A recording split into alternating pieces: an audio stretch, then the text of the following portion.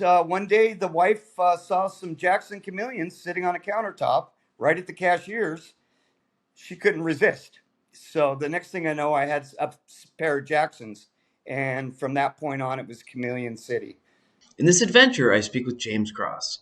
He is a moderator on the Chameleon Enthusiast Facebook page, keeps several chameleons, builds his own cages, and his own foggers. Buckle up, this adventure starts now. To the music!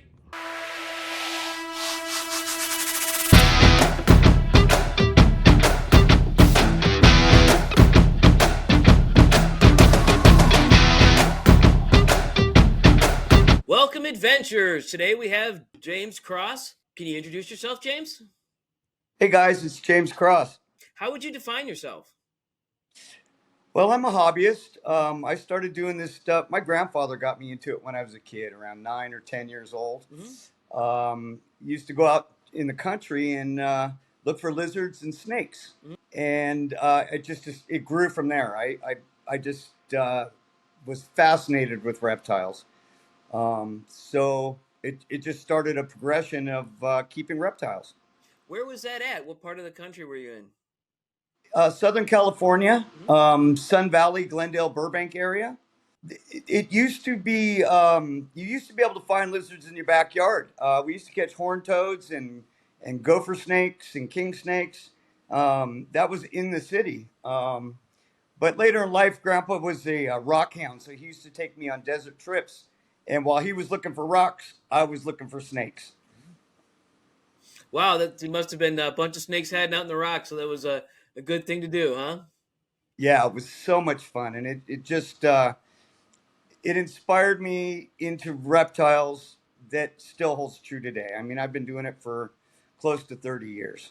So, what was your first exotic pet that you ever actually had as a pet? Not something you grabbed, or it's something you kept for a longer period of time. If you got it from the wild, that's okay. But what was your first exotic First pet? thing that I had was the gopher snake that grandfather and I caught, and we kept it at grandma's house in the garage.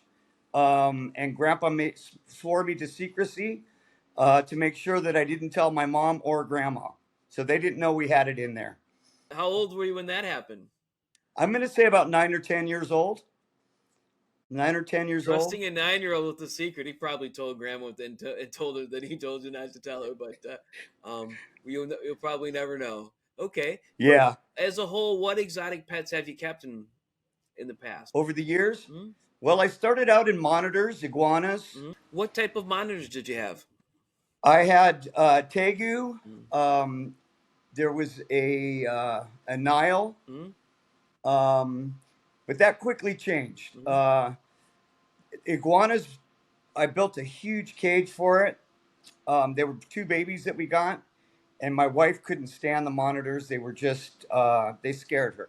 Mm-hmm. But what our thing to do would be go out on a Saturday afternoon, and after a long work week, we would get in the car and drive around the San Fernando Valley and go to all the reptile stores. Mm-hmm.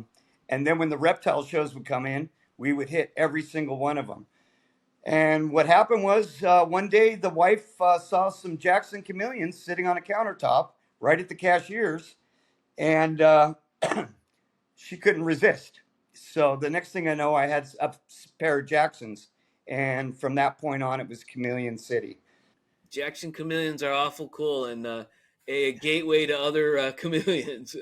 Yes, they are my gateway chameleon. And that started back in the late 80s. Wow, that was a long time ago. They didn't know much, and there was much was different back then when we didn't have the Arcadia bulbs or all the supplements and everything else that we have now, or the knowledge or misters or anything like that. Literally, I had one book, and it was from Felipe, and I can't pronounce his last name, Yeah, I but think it's, all of us know him. I think all of us yeah, around our ballpark of age have that on the shelf somewhere. He made a whole right. bunch of books, so he was very And famous. that's all I had. That's the only information. We didn't have internet. Hmm? You could look stuff up in the library, but it was pretty vague. Didn't tell you how to keep them, just told you about them. Um, so that's how it started. Hmm? Over the next few years, we literally became collectors, which is probably not a good thing. We had we would only keep chameleons alive for 6 months to a year.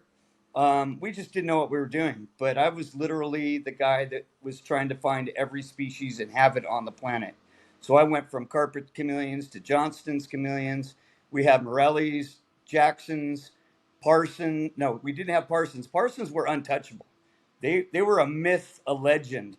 Um, that was a dream chameleon back then. But we did have flapnecks and what was the other species?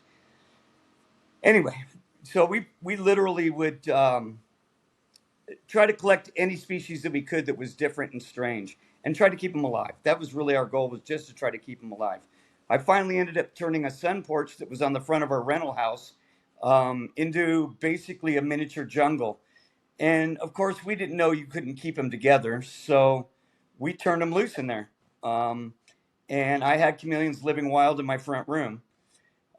We put ropes and vines and drip. We used old saline bottles for people that know what contact lenses are. We would poke the hole in the bottom of them and hang those over over every plant, and then we would use glass bowls. And in those glass bowls, we would take the crickets and pinch the back legs off so they couldn't hop out of them, and we would set those feeder cups in all the plants, and then it was just a matter of sitting back and watching them eat. Um, Very enjoyable. It started a lifelong passion with chameleons and finding out information. There's 228 species of chameleons now that have been identified. Probably not as many back then. Chris Anderson defined that number a couple weeks ago for me. Chameleons, what do you have now? What do I have now? I have my dream chameleons mostly. The last 10 years, I had picked up a panther, two panthers I owned, and then and a Morelli's that was abandoned at a pet store. And then I decided one day, after a short jaunt without chameleons, that I was going to build a cage and try to get my son into it.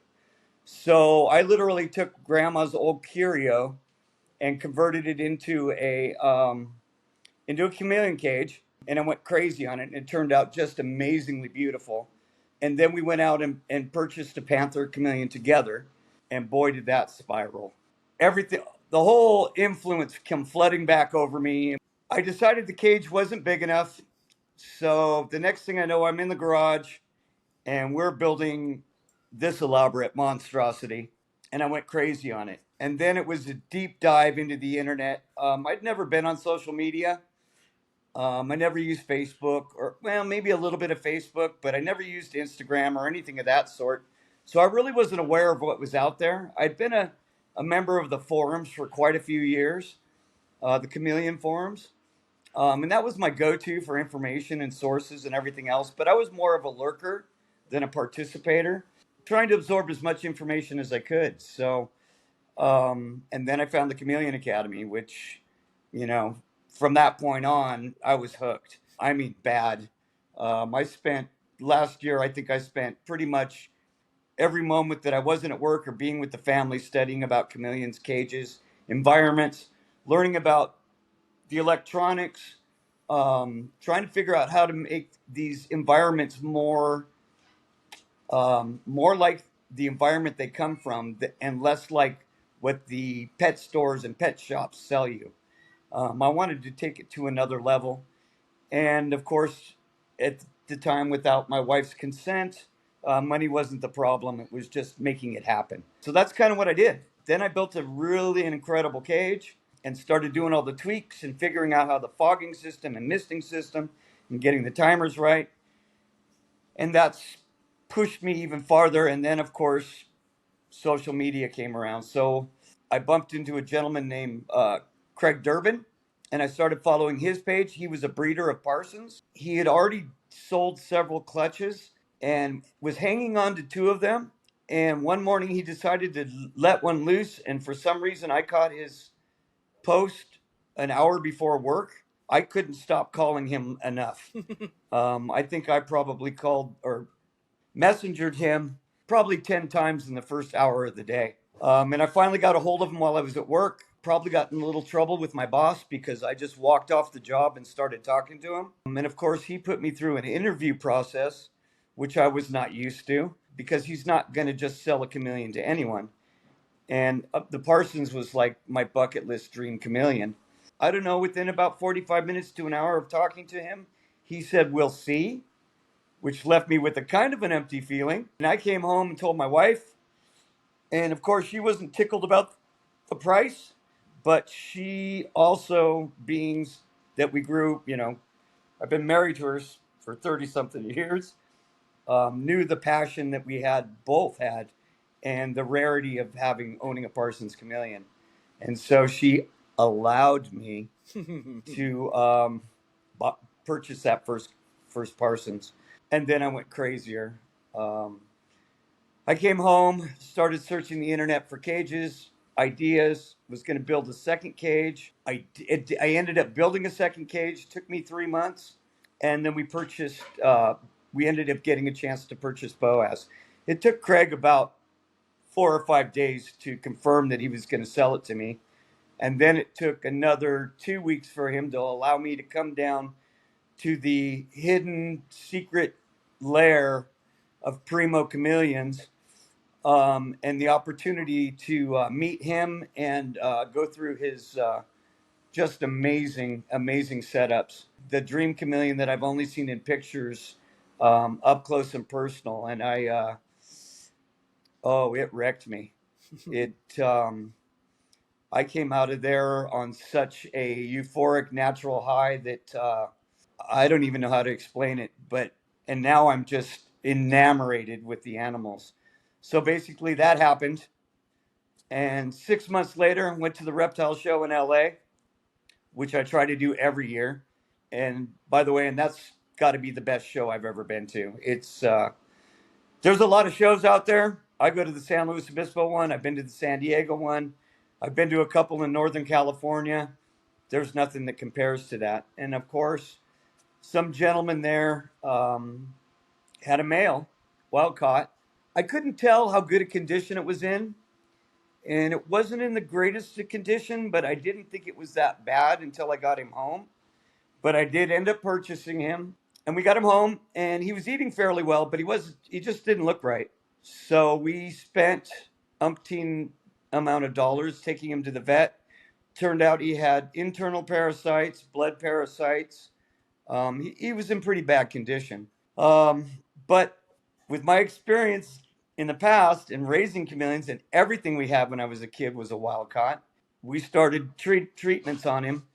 And then we didn't do it conventionally. We didn't hold the lizard and try to shove it down his throat, things of that sort. We opted for a more natural way. So I was injecting my feeders with the medicines that we were giving him, and I was given a timeline and a process to do it, and I kind of cut it down a little bit. I spread it out a little bit and tried to make it a little more easy on the animal, and the results were just unbelievable. Now he's going on 2 years old. He went from about 460 grams to about 675 grams. He now lives in an outdoor. I've also built outdoor enclosures. So my chameleons both live indoors and outdoors, and he's thriving.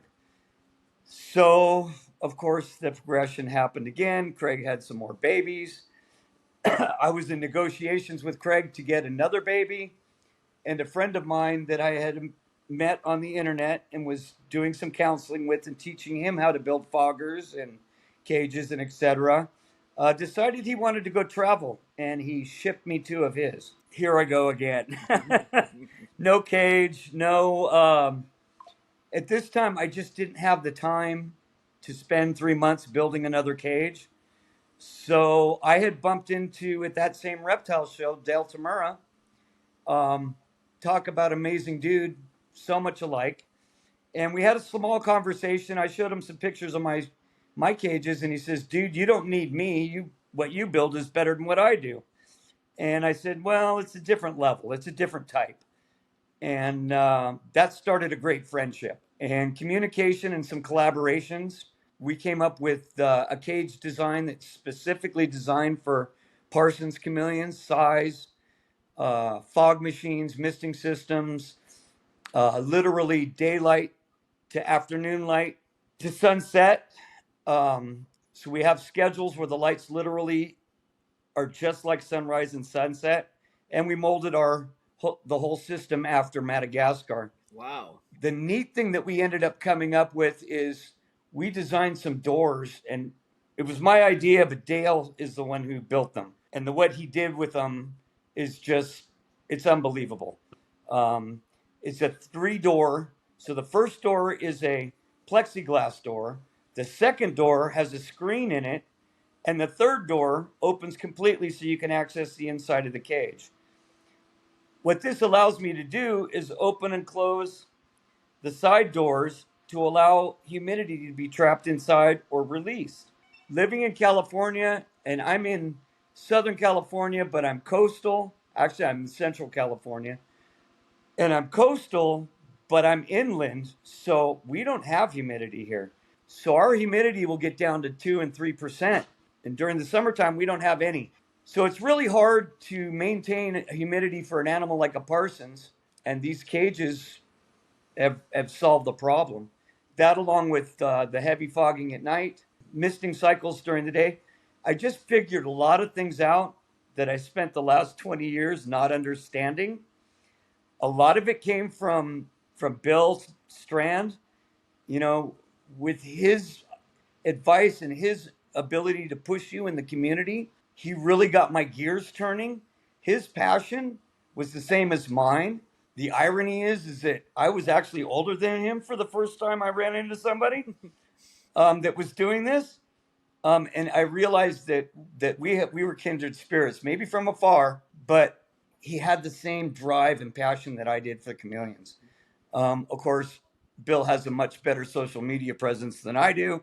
Um, I'm just learning how to do this talk on the internet stuff, and I'm not very tech savvy. But boy, I'm a good carpenter. I'm a good problem solver, and I just love these animals. So at this point, I have now 4 Parsons and 1 Panther, and I'm hoping in the near future to collaborate with Bill on doing some O'Shaughnessy's.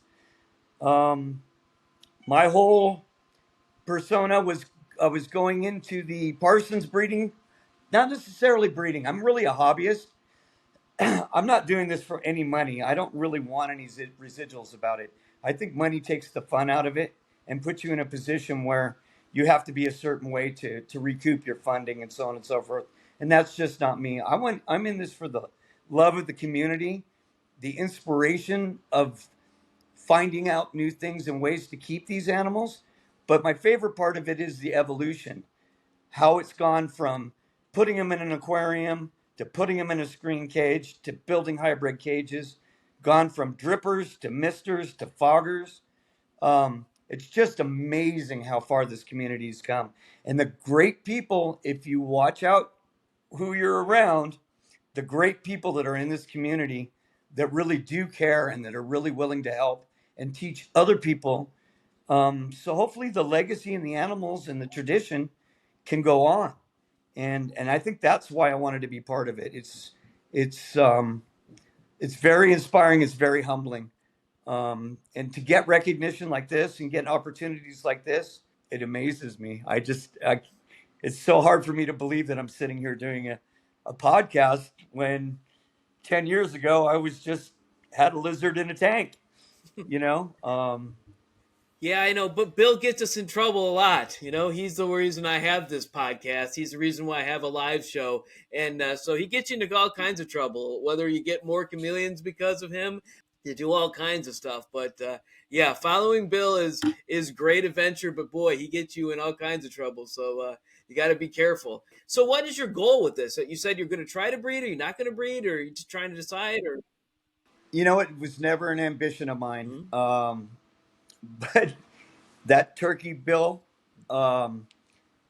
went before I got into Parsons. My next step from that Panther was going to be O'Shaughnessy's, Mhm. and I had actually talked to him a little bit about it before I got into Parsons, and he kind of encouraged me, and I started looking for them, and then the Parsons happened, and I was like, okay, I guess I'm sticking with Parsons. Mhm. Of course, I've got a hodgepodge. I don't really have a breeding pair. I have 1 pair that I can breed. Mhm. The other 2 are just out of the spectrum. They're different species. So they're kind of more just pets. Mhm. And I thought to myself, well, I might try it. I might not. And then I see my male just bringing my female. Mhm. And I'm like, well, how can I not do this? You know? So I may try that next spring. You know what I mean? Mhm.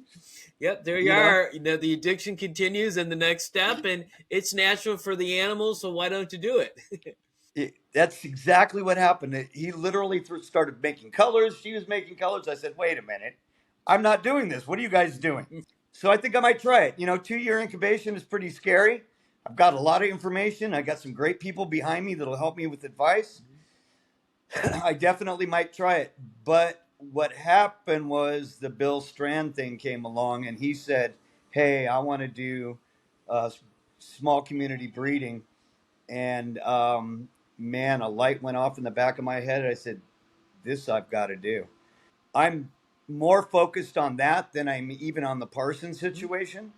I'm glad it's going to take him 18 months to a year to get the babies going and get this whole thing started, which gives me plenty of time to research the animal and start building some cages. And so that's my goal. I've looked around my room a couple of times and I realized, okay, I got space here. I, I got space here. I'm going to custom build my own so that they fit the space and they kind of match what I have. My man cave slowly just becoming a chameleon room, though. I'm almost out of room. I have a big screen TV and a couch, and I'm not sure. I might have to get rid of a couch and a chair to fit more cages. But yeah, so I'm definitely going to jump in with Bill and try to give this 100% trial to try to breed some chameleons. And I don't know why. I just feel like I've already done a lot of things up to this point. The only thing I haven't done is breed. I need to do it. I need to at least experience it the one time, if not more. I plan on trying it with the Parsons, but the success rate, Craig's the guru. He's got something figured out that nobody does. So he's the one that's been able to produce all of these amazing chameleons in huge clutches and have a very low loss rate. So hopefully I have him in my back pocket. I've met a couple other people that are also doing Parsons that you won't hear about. They're outside of the realm. They're just into it for themselves. And I think I'll try the Parsons too. It's a two year wait, so I think I can do both at the same time. Hopefully, they don't all hatch at once, and I don't go crazy. That's always the scary thing. But what to do with the babies and where to put them? I did some Brevicorn. I didn't breed them. I was getting them in from an importer for a friend, and I got the Brevicorn here, and I got several of them. So because they were wild caughts, just to see if I could keep them alive for a couple months, and then clean them up and get them over to my friend. And actually, that's Steve Hefner is Yeah, I know, Steve. Steve. Yeah, so Steve wanted Brevicorn, and actually he wanted something else, but we actually ended up getting Brevicorn because the Brevicorn and all the other species around that kind that have the flap necks and what have you, they're very similar when they're little. And so when I got the Brevicorn, one of them came with eggs in the pouch because it laid eggs on the way here, and so I incubated that, and I had another one that laid it soon after. But so I wasn't planning on breeding them, but I'm like, oh, I have eggs, and You I got had to eggs. figure out what to do with it. It's a 13th month incubation, and you have to diapause them. You have to take them down to a lower level, bring it up to a bigger level, and I had some success there. It was a small percentage of the actual clutch that hatched, but you figure if they were having the eggs in the container and you weren't sure what you were doing the first time through, you get a few to live. I got to think 6 or 7 out of 12 to make it at least to hatching and what have you. So that was kind of fun. So it's always a good thing to try those kind of things, and you get yourself in trouble all the time when you try to do a friend a favor. Exactly. Yeah. Fortunately, I haven't had any of those issues. It's been. I think the neatest thing for me is figuring out this fogging. It's taken my whole chameleon keeping to a whole nother level. There's a lot of people out that are still naysayers when it comes to this fogging, but I think it's that missing link. I really think it's the thing that pushes the chameleon's ability to be hydrated without a bunch of drinking. Um, and it's just amazing what has happened since I started doing it. I've been doing it for almost 2 years now, and dehydration is not an issue. And boy, let me tell you, back in the '80s and '90s when we were doing it, I'm almost positive dehydration is what killed all our chameleons. And then, of course, respiratory infections from keeping them in tanks where they were getting stagnant air. But the combination of fogging, fanning, air circulation, feeding feeders, keeping them, and I think we've solved a big part of the problems. Now it's fine tuning that and taking it to the next level with things like lighting, and actually producing a sunrise, sunset type scenario. Um, and temperature gradients, of course, that's also going to be an issue with these species. I end up I spend a lot of time running the air conditioning in the summertime, which a lot of people aren't going to spend a lot of money keeping their lizards cool. But that's what it takes to do it. Then that's what I'm going to do. I'm not a coastal person. I know Craig lives by the coast, and I know a few other breeders that are pretty close to the coast, and their animals can stay out year round. Um, I have some pretty extreme summers and some pretty cold winters. So I get spring and fall that they get to be out. And then little windows in between during the summertime, they can stay out till noon. Then I got to bring them in. But I've built a whole cage system outside, and I'm trying to figure out a way to where that I can hydrate them, fog them, and keep them outside longer during the summertime and maybe even into the winter. So that's another one of my goals, trying to make it match my environment. And it's a personal challenge. I'll share it with everybody. I'm not, like I said, I do this for fun, in the community. So I share all my information and I'll help anybody. At any time you need help with something, give me a call or text me or email me I mean, not email, message me on Instagram, and I'm more than willing to help people. I'm also on the Chameleon Enthusiast a lot. I'm a moderator there, um, and on the Jackson's community. Um, I like being a part of that, and there's some great people there, vets. Almost all the moderators really have a passion for it, and it's just a great place to be. So yeah, that's what makes me happy. I was thinking about fogging because here in Ohio, I keep mine in the basement, three-quarters of the year. But we actually have humidity.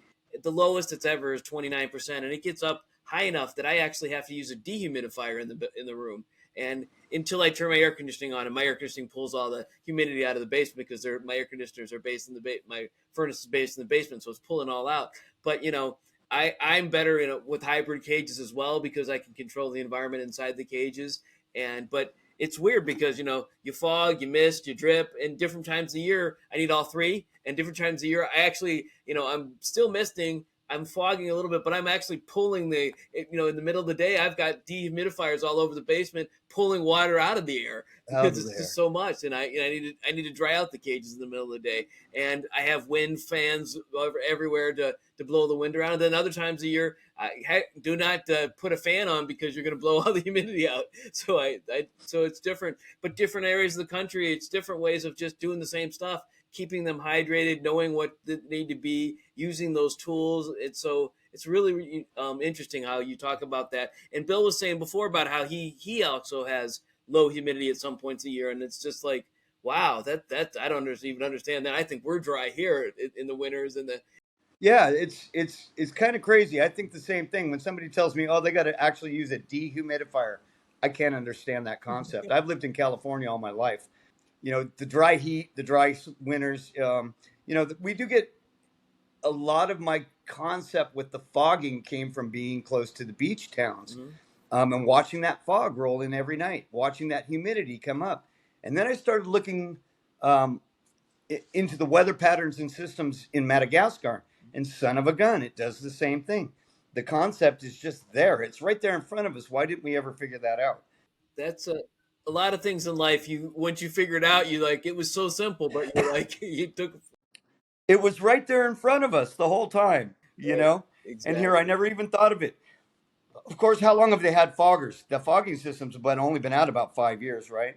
They were using them for other things, like dance places or whatever. But Right, exactly. Yeah, big fogger for a rock show, yeah, but hydroponics not. are way ahead of us. Fish are way ahead of us, but never for reptiles. No, not at all. Right. Yeah, and that's. I think it was a real turning point. Hmm. You know. Okay. So yeah, I dived deep into it, did a lot of research on it, got to talk to Peter Pitar Nekis about that. And Bill was talking about it quietly behind the scenes because there was a lot of haters out there that didn't want to change what they were doing, and I understand it. I mean, if it's working, I guess do what works. But I don't know. I kind of wanted to be. I want to be that guy that figures out the next thing, and I want to give the animals the best life that I can possibly give them. My chameleons are so spoiled; it's not even funny. I get up in the middle of the night to check their humidity and um, and temperatures almost every night. It's kind of a ritual. I'll get up. I have my cup of water. I check the chameleon's temperatures, make sure everything's right. Then I go back to bed. Same thing happens in the morning, off to work. I've got monitors that I can watch on my phone during the day. And it just becomes a lifestyle. It really does. It's worse than having kids, but you can't keep kids in cages, but you can keep but you're getting up more often than you would with kids, and they grow up and go away, and these chameleons will be by the 15, 17 years, 20 years. I don't we don't know what the limit on these are, so it's kind of Yeah, it's strange. I agree with you with the kids thing. The kids were 24/7 with dad, between 9 and 12, 13 years old. They were all into it too. My son's still got geckos. My daughter has some dart frogs. My other daughter, I don't know what happened. She went from being a total country out in the sticks kind of girl to a choir singer and a prim and proper. So she left the whole community, right? Bugs and all of that stuff just freak her out. I don't know how that happened. The other two, all the way up until 14, 15 years old, we're pretty much into it. They've all lost interest, and I understand they're at that age. Um, but I hope one day they can go back and look at some of the stuff that we're doing like this right now and say, that's my dad. He was part of that. You know what I mean? And I think it will. It happened to me. We got into it real heavy when we were young, kind of slipped away a little bit. I'm back at it full throttle. This is my retirement hobby. I will do this from now till the end of my days. And I just hope to get to do it with people like you and Bill. And I hope that we can make a difference in the community. What little input I can give and help, I'm so willing to do that because I love it when people grow and get excited about it. It drives me to go stronger and faster and farther too. shifting gears. What's your day job? Okay. My day job, I'm a contractor. Hmm? I build hospitals and I do banks, big construction. I've been doing it for over 35 years. I'm a certified journeyman carpenter. I'm a 7 day a weeker. I get sometimes off on the weekends, but most of the time it's 3 to 5 every day. Um, I'm getting old. I'm getting tired. I'm slowing down. I am a superintendent now, so I'm not doing as much as the physical stuff, but it's my job to get the job done. So it's a great career, but I'm at the end of it. I can't wait to retire. So hospitals and banks, is there a reason why the two of those together, or it seems odd? It's kind of funny, but the corporate owners of the banks up here, Central Coast, um, what it is Coast Hills Banks. They're also affiliates with Templeton Surgery Center, Templeton Hospital, so they're all associated. Um, and we took on one job for them after somebody else had screwed it up so bad, and now we do all of their work. Pride of workmanship, pride of getting a job done timely and getting it done correctly without any issues. And it kind of snowballed. It really started out as a possibility. I kind of just took a job on with a friend of mine, and it turned into we've been doing it now for the last 10 years. We've remodeled all of Coast Hills Banks. Actually, we have four more to do. And we're doing a surgery center right now that's a complete build, which is pretty intense. But it's on hold right now, and we go through that. You know, money stops, money comes back. But you know, it's a different level when you start doing on the hospitals. It's there's a lot of inspections, so it's a big learning curve for me. You know, starting out in housing and moving up to custom homes and custom cabinetry and jumping into being a superintendent. When I first got into trades, I was a union carpenter. So from my early 20s until I was in my late 30s, early 40s, um, I went from being an apprentice carpenter to a foreman. I was never a superintendent, but I ran jobs from the outside. So I built a few prisons too. Um, you know, and it's always been pretty big construction. But to be honest with you, I like the housing stuff because I'm very creative, as you can tell. Mhm. I like doing cabinetry and I like doing ornate stuff like that. I love building these cages and trying to turn them into little mini Madagascars. But I think construction is really giving me the edge on what I do with these cages. I'm just not some guy putting a box together. I actually have a thought process behind it before we ever even get started. So, yep, I'm in construction. Yep. That was my connection with my dad. From the time I was 9 years old, he was in construction. He started his own construction company. He did small additions. We built everything from a commercial building, a dentist office, to putting a doorknob on something. I'm able to do everything from dig footers to put the caps on the roof. He built a bunk bed for my brothers. You'll appreciate this. He built it out of 6x6 and two by Uh-huh. eight. Everybody's like using Uh-huh. 1x3s. He's using 6x6. You could have driven dump truck on top of that and sat it on there, and it wouldn't have moved at all. So that's the way he did everything. I've learned over time that boy, you don't have to do it quite that much, but he Yeah. trained himself. So he was never union. It was never part of that. But it was incredible what I learned from him, and every day I'm thankful for that kind of thing because I'm able to build my own stuff. I built my own cages until eventually I just got convinced that it was lighter and better to get some of Bill's cages because you can move them around. My cages are on wheels and they're on decks and they're out of 3/4 inch PVC and they're just huge. Right. They're not mobile and they're not because I could build a cage for less money than I can buy a cage. Most people can't because they don't even have the tools, and even if they had the tools, they'd go through so many different things that they wouldn't be able to get it done. So I'm just like, oh, but you say it's always cheaper to buy it. But the reason I make them is because I enjoy it. It was fun. Yeah. It was something, even like during the pandemic, I was building cages, because even if I Hmm. didn't have anything to put in, I was like, okay, I just need to build a cage here. I'm stuck down here, and I'm just going to build another cage. And then, of course, when you have open cages, you get yourself in trouble. Yeah, that's definite. And I've tried not to do that to myself. You know, I've got material in the garage. I've got a lot of extra material that I could easily build one right now, but I'm kind of putting it off because I want to do a concept to where it's going to be made for breeding cages. But yeah, I totally agree with you. It's really having that skill and ability to take something to a that you can't buy off the shelf is pretty awesome. But I agree with you too. I'm trying to talk Bill into doing a little bit of making it a little bit more towards what I'm going to do, and I may end up taking him up on that because it does take me quite a few months to build one, and sometimes I get really busy, so it's kind of hard to come home and work on something, and sometimes it gets put off. Sometimes it's just easier to purchase it and then modify it, and the thinking part of it's out of it. Now all I got to do is add the stuff to it. So I don't know. I'm kind of debating whether going back and forth. I might get some strand cages. I might build my own. I haven't decided yet. It's all about the money too. Yeah. I had 10. I had to get 10 cages, so I had to modify the Oh, cages. I all I wanted essentially was a glass, a PVC piece on the top to make the cage more sturdy, and a central screen and a bottom screen, so I had a little bit more air movement because here, there's a lot more humidity here, so I need more air movement here, and so I call it the McZoo version of the strand cage. yeah, that's something I was doing in the beginning too. I was putting 5 super powerful magnets on the door to make sure that door wouldn't open and everything else.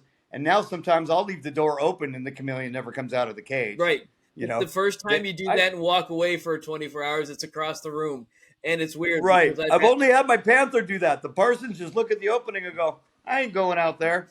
Yes, I had some of my favorite chameleons do it before. It's always the most important chameleon that you find missing, Right. and then you're like looking all over the place, and then the last thing you do is you just look, and it's right where you don't think you're looking, or you go down at night and you take a flashlight and you show it all over the room, and it'll shine and it'll show up, and that's how I found all of them because I was just like, Yeah. okay, how do I find this particular chameleon? I can't lose this one, and then you find it, so it's pretty good, but pretty Yeah. neat. It's not it doesn't feel good when it's happening, but when you're done, you're like, they're at least creatures of habit. You know where they're going to be. They're going to be up.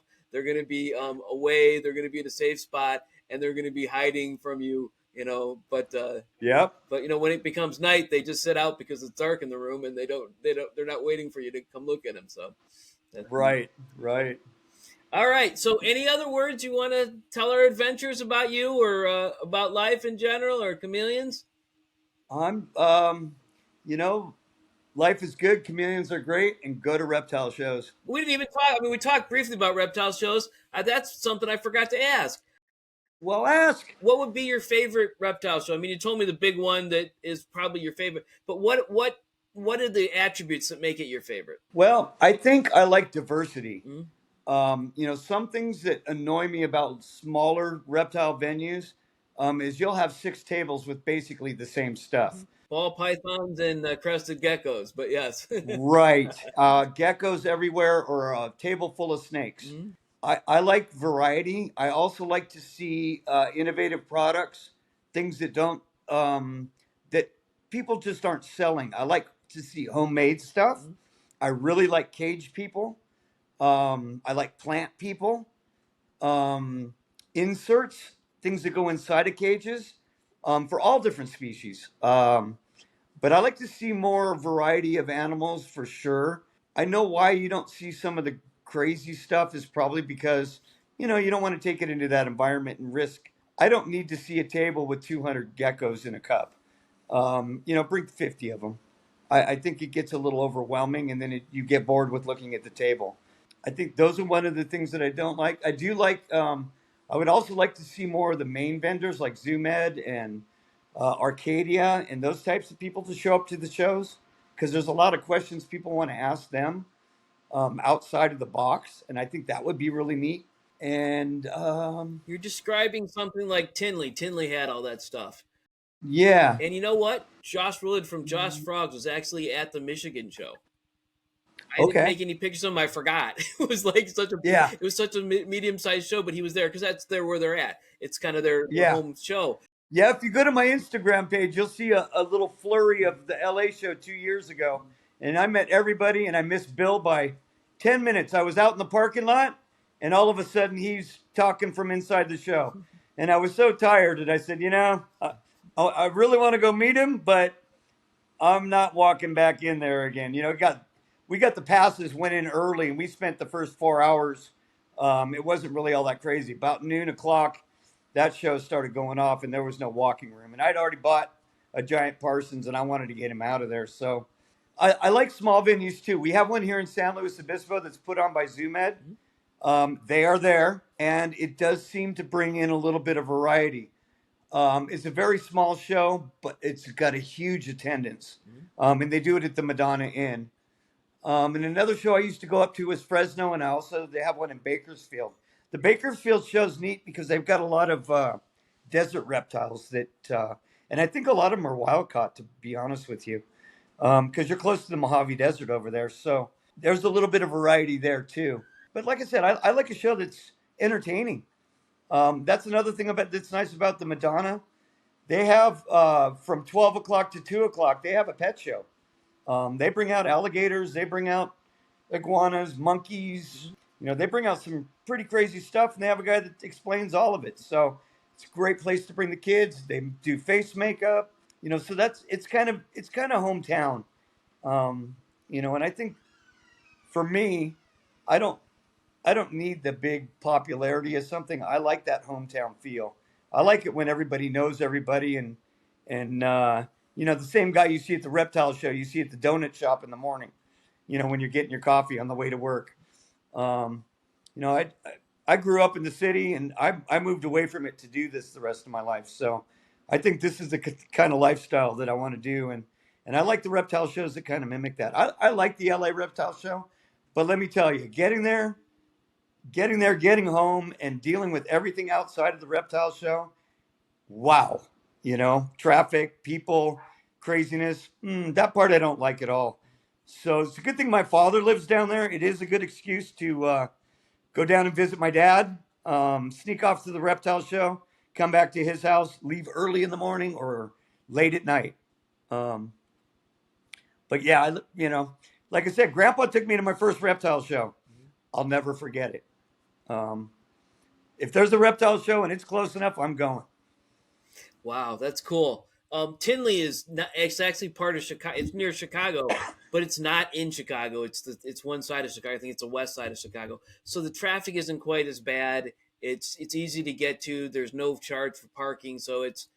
But parking was obviously difficult because they had to keep sending people away to park somewhere else, so you could had to walk. But nothing like these California shows. But it was as big as any of those, so it was kind of neat. And the VIP passes were Yes. really neat, and I was glad I bought them because I got in early. I actually walked in with the vendors, the Sunday morning, and they were setting up their tables, and most of them left their stuff there, but they're setting up their tables. We got let in the same time. It was really neat. But Yeah, isn't that great? You get that opportunity to run around and talk to the people before it gets crazy and their distraction.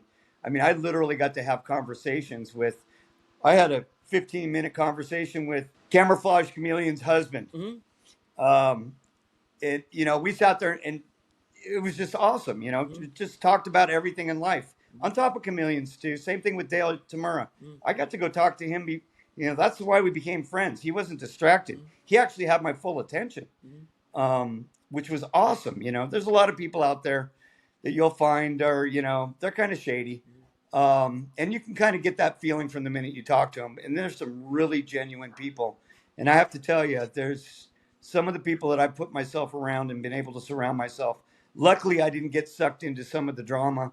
Are just some wonderful, wonderful people, and it warms my heart, and it makes me very humble, especially when they're praising me, and I should be praising them. You know. Oh no, it's a two-way street. They build, you build. It's like building. You build the foundation, and the next levels and the next level. So, any final words now that I forgot to do part, but That's okay. No, my final word would be thank you for this opportunity. Thank you for being a friend.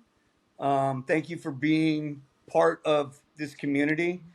I thank everybody that gives the warm welcomes and well wishes and the likes on the Instagram. Again, keep it humble.